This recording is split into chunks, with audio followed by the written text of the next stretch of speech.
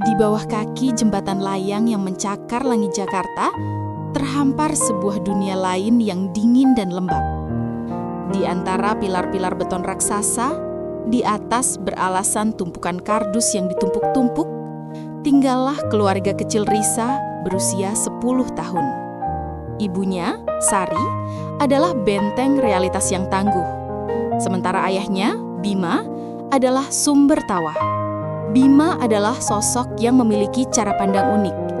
Ia tidak bisa membaca dan menderita autisme. Tetapi obsesinya pada tekstur dan bentuk huruf membuatnya membawa pulang lembaran kertas apapun yang ia temukan. Rutinitas pagi Risa dan Sari bukanlah tentang bersekolah, melainkan tentang perburuan. Ingat nak, kita tidak mengemis, kita mencari rezeki yang ditinggalkan. Bisik Sari seraya menuntun Risa ke kompleks perumahan elit yang berjarak 2 blok dari kolong. Mereka menunggu di balik pagar tanaman tinggi.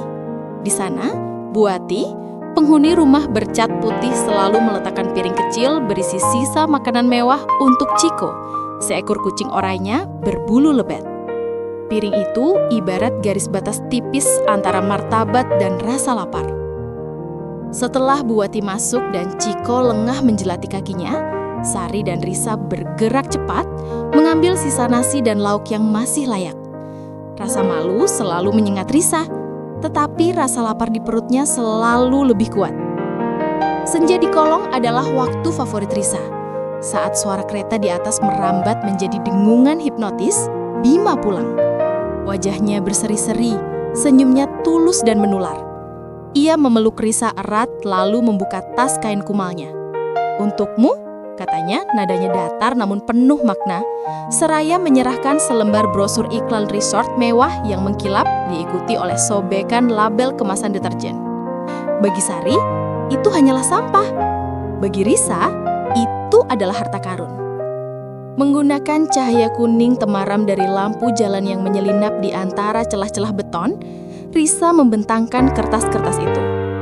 Melalui metode otodidak, ia membandingkan bentuk yang sama berulang kali, mengumpulkan koran, selebaran, dan label yang dibawa Bima. Malam itu, jari telunjuk Risa berhenti pada kata tebal di brosur resort, destinasi. Lalu ia menemukan kata baik pada label deterjen. Risa telah menguraikan kode dunia. B-I-M-A. Baca ayah, Bima. Risa mengeja pelan menunjuk pada huruf tebal di koran bekas. Bima tertawa, tawa yang lepas dan ceria. Ia mengambil koran itu bukan untuk dibaca, melainkan untuk digulung dan dipukul-pukulkan perlahan ke kepala Sari. Sari ikut tertawa geli.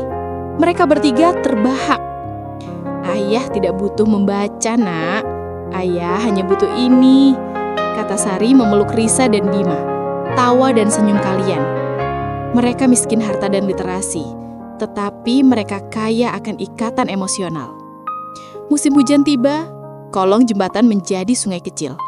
Kelembapan membawa dingin yang menusuk. Dalam beberapa hari, Bima mulai batuk bara. Sari menyusul, tubuhnya lemas, demamnya tinggi. Mereka terbaring lemah di atas tumpukan kardus yang basah. Risa harus sendirian berburu. Ia mencoba ritual kucing, tetapi kali ini kucing Ciko lebih cepat. Ketika Risa mencoba mendekat, kucing itu mendesis galak dan Buati yang sedang menyiram bunga melihat bayangan Risa. Risa lari dengan tangan kosong, rasa malu dan putus asa membanjirinya. Ia mencoba memulung, tetapi kalah gesit dari pemulung dewasa. Ia mencoba mengamen, suaranya terlalu lirih dan cepat hilang dalam hiruk pikuk kota. Risa menyadari, ilmu yang dikumpulkan tidak dapat dibayar dengan uang di jalanan. "Obat, nak. Ibu butuh obat," rintih Sari. Ia memulung tetapi kalah gesit dari pemulung dewasa. Ia mencoba mengamen, suaranya terlalu lirih dan cepat hilang dalam hiruk pikuk kota.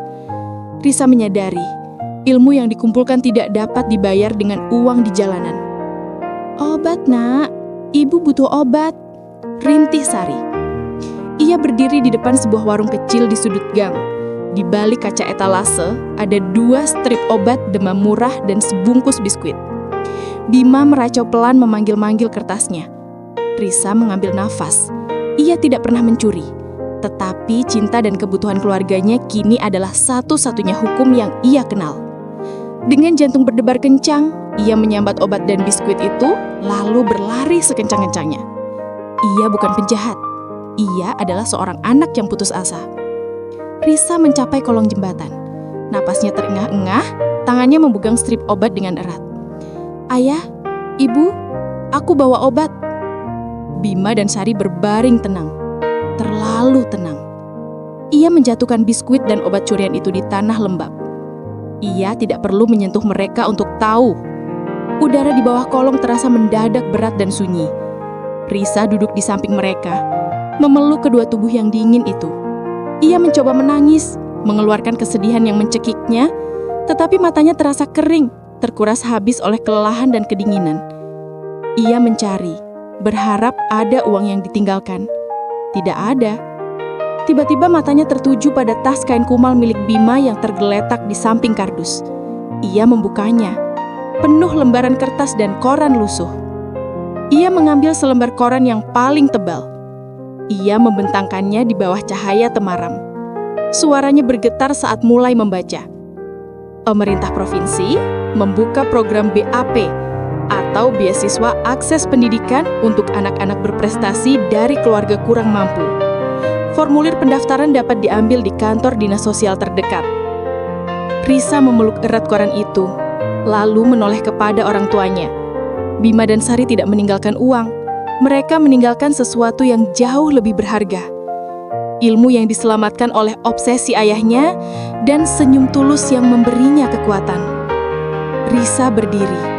Ia menggendong tas kain kumal Bima yang kini berisi buku-bukunya yang terbuat dari sampah.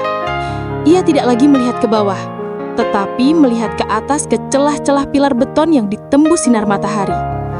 Dengan bekal ilmu dan senyum yang tak ternilai, Risa melangkah keluar dari bayangan kolong.